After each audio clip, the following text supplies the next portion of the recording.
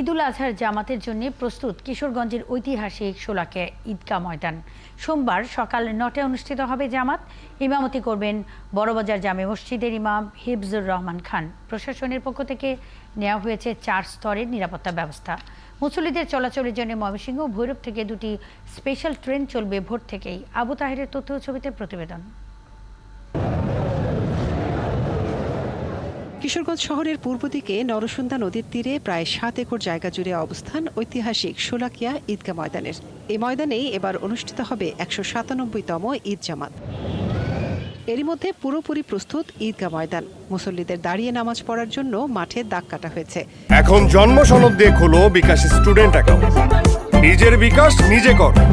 এছাড়া বৃষ্টির পানি যেন না জমে তাই মাঠে বালু ফেলা হচ্ছে। অজুখানা ও টয়লেটও পরিষ্কার করেছেন কর্মীরা। মুসলমানের যে মিলন মেলা, এখানে আয়সা সকলের মুখ আমরা দেখতে পাই। এখানে অনেক মানুষ হয় আর এখানে নামাজ পড়ে তৃপ্তি পাই। এবারও 4টি ওয়াচ টাওয়ার থেকে পুরো মাঠ পর্যবেক্ষণ করা হবে। এছাড়া র্যাবের কন্ট্রোল রুম থেকে মাঠ ও আশপাশের এলাকা সিসিটিভির আওতায় রাখা হয়েছে। 4টি ড্রোন ও প্রশাসনের নিজস্ব ক্যামেরা থাকবে মাঠের নজরদারিতে। স্টিল ক্যামেরা, আমাদের ভিডিও ক্যামেরা এগুলি থাকবে, যাতে সন্দেহভাজন কিছু পরিলক্ষিত হলে আমরা তাৎক্ষণিকভাবে ব্যবস্থা নিতে পারি। নাশকতাকারী, ছিনতাইকারী, চাঁদাবাজ, পকেটমার, টিকিট কালোবাজারি, জাল টাকা প্রস্তুতকারী, অজ্ঞান মলমপটের সদস্য, সংঘবদ্ধ অপরাধী, তাদেরকে ইতিমধ্যে আমরা আইনের আওতায় আনার জন্য আমাদের গোয়েন্দারা কাজ করছেন। নিরাপত্তার স্বার্থে মুসল্লিদের 4 থেকে 6টি পুলিশ চেকপোস্টে তল্লাশির মাধ্যমে ময়দানে ঢুকতে দেওয়া হবে। অ্যাম্বুলেন্স সহ বেশ কয়েকটি মেডিকেল টিম ও ফায়ার সার্ভিসের ইউনিট থাকবে সব সময়।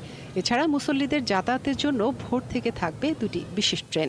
বিশেষ ট্রেন আমাদের কিশোরগঞ্জের উদ্দেশ্যে আসবে। এটা সব ময়মনসিংহ থেকে সকাল 6:45 এবং ভৈরব থেকে সকাল 6টায় রওনা হয়ে আমাদের এখানে সকাল 8টায় পৌঁছবে এবং নামাজ শেষে এগুলো দুপুর 12টায় আবার উদ্দেশ্যে যাত্রা করবে। 1828 সালে শোলাকিয়া ময়দানে একসাথে 1.25 লাখ মুসল্লি ঈদুল ফিতরের নামাজ আদায় করেছিল। সেই থেকে এই ময়দানের নাম হয়ে যায় 1.25 লাখ থেকে শোলাকিয়া।